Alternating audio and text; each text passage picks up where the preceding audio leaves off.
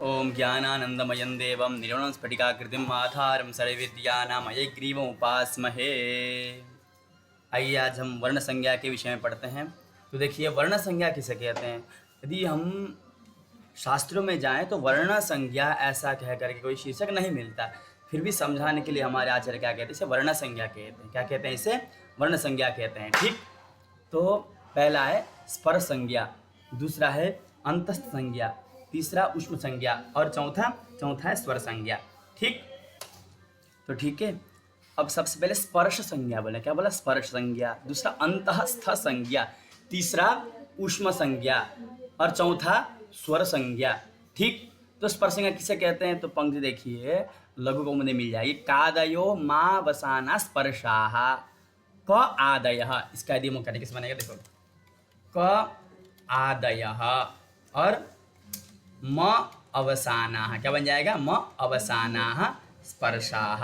ठीक है, ऐसा बन जाएगा। अर्थात क आदयः, क से लेकर के, ठीक है, और म अवसानाः, म तक। यहाँ से क से ले लेंगे, क यहाँ रहा, और क से लेकर के म अवसानाः, यहाँ म तक।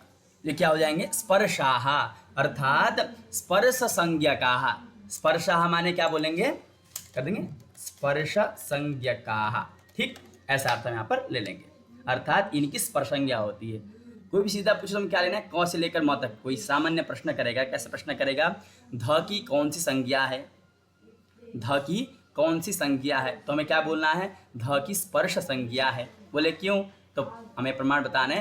कादयो मावसाना स्पर्शाः कह करके लघु कौमुदी में बताया गया है। ठीक, आगे चलें। दूसरा है अंतस्थ। दूसरा क्या है? दूसरा हमारा है अंतस्थ। तो देखिए, जो अंत संज्ञा है उसके लिए बताया यणोन्तस्थाः। क्या बताया? यणोन्तस्थाः, यणः अंतस्थाः। यण से किस समझ जाएगा? यण कहने से तो य व र ल, आपको पता ही है। ठीक है, यण प्रत्याहार है तो उसके नीचे लिख दिया य व र ल। ये क्या है? ये क्या है? अंतस्थ। क्या है? अंतस्थ संज्ञक हैं। ठीक, ये अंतस्थ संज्ञक हैं, यणोन्तस्थाः। फिर आएगा उष्म संज्ञा। उष्म संज्ञा किसकी होती है? क्या कौन संज्ञा? उष्म संज्ञा किसकी होती है? तो कह रहे हैं शल ऊष्माणः। क्या बोलेंगे? शल ऊष्माणः, अर्थात शल, शल प्रत्याहार श श स ह। ठीक, ये जब भी हम प्रत्याहार लिखते हैं तो हलंत ही लिखते हैं। ठीक, प्रायः व्याकरण में, व्याकरण शास्त्र में जब हम मात्र वर्ण लिखते हैं तो हलंत लिखते हैं। यहाँ पर हमने ऐसे लगा दिया गया है कि जो अच के बिना व्यंजन का उच्चारण संभव नहीं है, इसलिए उच्चारणार्थम। ठीक है, वैसे जब प्रयोग करना होगा तो हमें ऐसे प्रयोग करना होगा, सारा क ख ग घ ङ, इस प्रकार से हमें प्रयोग करना होगा। ठीक, तो शल ऊष्माणः, शल माने श स स। ये क्या है? ये उष्म संज्ञक है, उष्म संज्ञक हैं। तो ये हो गया। अब हमारा बचा कौन सा? तो देखिए अब बचा कौन सा? स्वर संज्ञा, अचस्वरा। ये तीसरा था, ये तीसरा कर देते हैं। अब आया अचस्वरा। क्या आएगा? अचः स्वराः। ठीक है, ये कौन संज्ञा होती है? ये संज्ञा है स्वर संज्ञा। ठीक, अचस्वराः, अच माने अच, अच। ठीक, स्वरा माने अच, स्वर संज्ञक। अच क्या आएंगे? अच माने आएंगे, यहाँ से पूरा लेंगे। ठीक है, क्या लेंगे? अ ई उ री री ए ओ ऐ औ। ठीक, ये पूरा लेंगे तो स्वर संज्ञा होती है।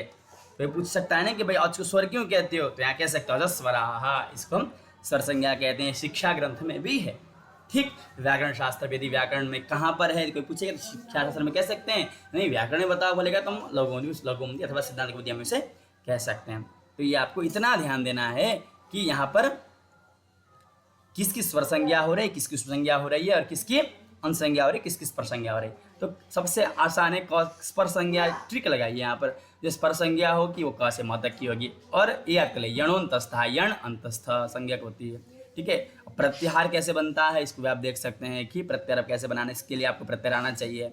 ठीक, तो यणोन्तस्थः, यण पता लग गया तो अंतस्थ अपने पास जाएगा, इतना रट लीजिए। ठीक है, यणोन्तस्थः ये रट लीजिए, रटने का विषय है। ठीक, यणोन्तस्थः। फिर दूसरा आएगा, फिर शल ऊष्माण, इसको भी रट लीजिए, ठीक, ये भी रटने का विषय है। फिर अजस्वराः, ठीक है। तो इस प्रकार से हमें 4 मिल गया, नहीं मिल गया? स्पर्श संज्ञक और स्पर्श, अंतस्थ, ऊष्मा और स्वर, तो 4 प्रकार की वर्ण संज्ञाएं होती हैं।